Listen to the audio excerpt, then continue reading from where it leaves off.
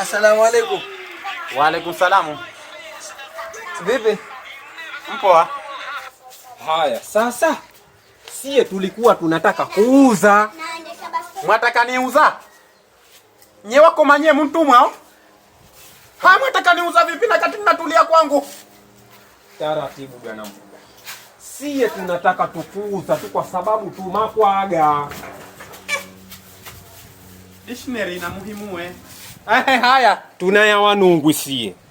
Sasa tuja Forozani, lakini kufika hapo hatunatambua kule tunakokwenda kule. Tunazunguyuka tu, tunakona vikona kona tu, hatunatambua. Kwa hiyo tunataka twende Forozani, utuambie wapi, unafahamishe.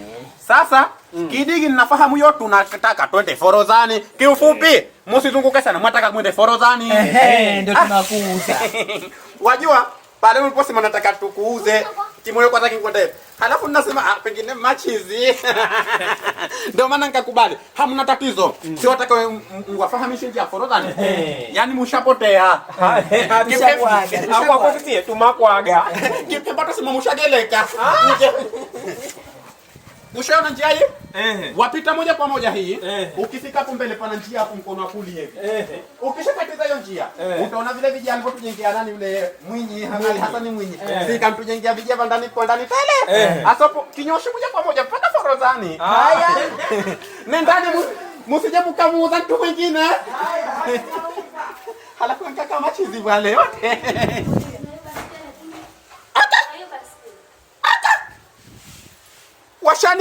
Washaniuza, nilijua tu, unguja hihe. Yoyote utakifanya usamaria mwema lazima kulipe mabaya.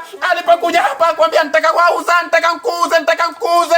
Mimi sitaka kufanya nini? Kumbe alikuwa anataka niuza kweli. Waone vile. Yangaleki machizi lakini kumbe na akili tele. Mabarazoni tu yale Mungu na mtume. Mie sasa ndo huku tenda wema zako umeshafanya wema baada angalau nikastarabiwa na mie. Mwenda nifanyia hivi nye. Si mwenyewe ya mkopo ile nalipia 600 kila siku nye mshakwenda ichukua. Haya mkamalizieni huo mkopo. Wajawala nanyi. Kuna simu kuichukua hivi. Eti tunataka tukuuze. Haya msharizika, mshaniuza. Haya. Na hiyo simu yangu yayu.